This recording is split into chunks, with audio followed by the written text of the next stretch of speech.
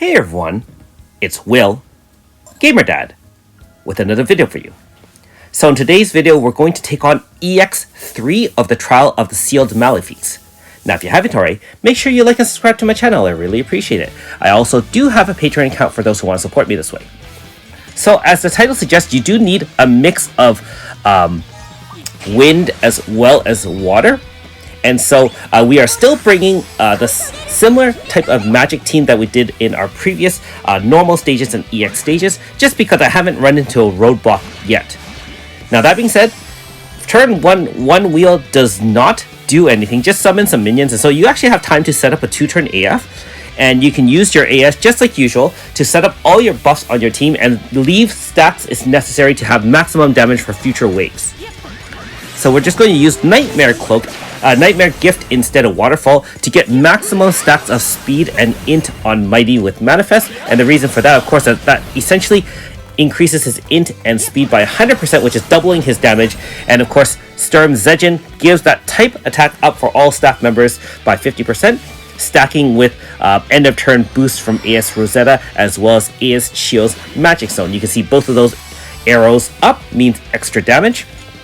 Of course, Genkame has a physical attack for the first turn, and it is weak to wind. So let's apply some dual debuff right off the bat.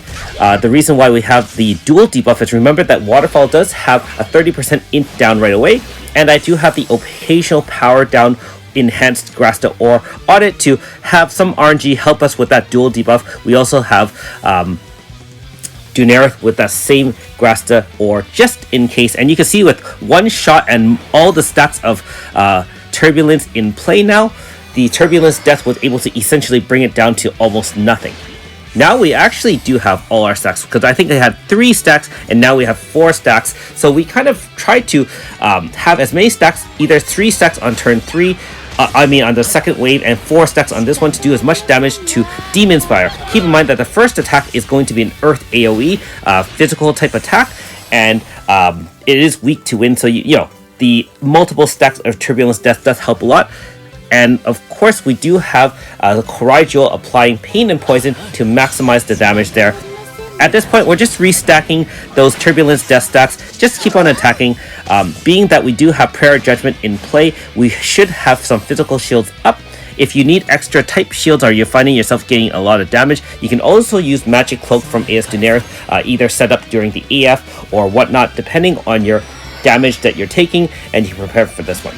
Now, this particular wave was the one that was the most difficult for me, and so I did have some trial and error here in order to bypass this. Keep in mind that these 2 Moonfires, just like before, does have an HP stopper at 50%.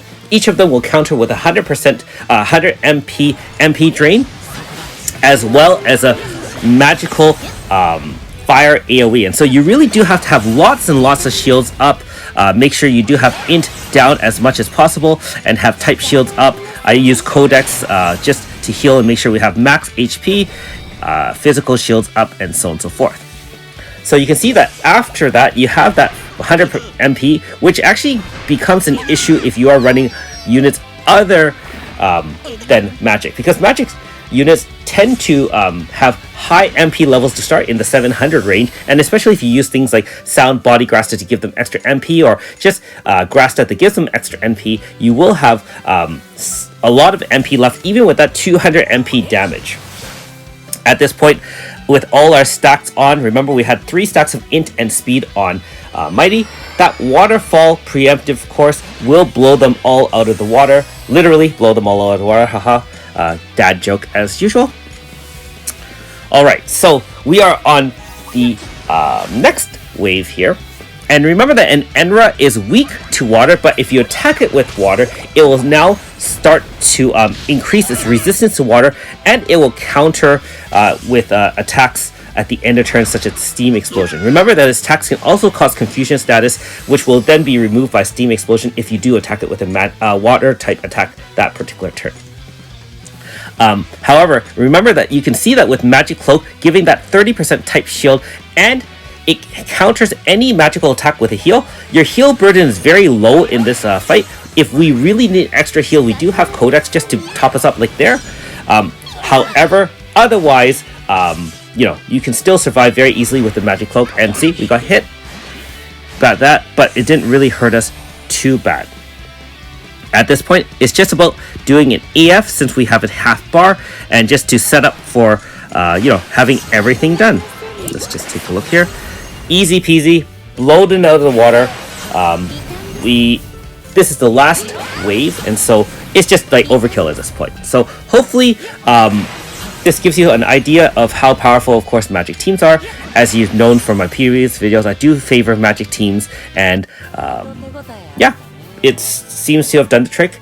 I do say that the enhanced grass to ore, especially with the power down, is pretty necessary, and I will also say that preemptive waterfall is also very, very good. If you, of course, had flame lapis, which I don't, or Eva, which I preferred not to use for this particular fight, I'm sure you can breeze through that as well.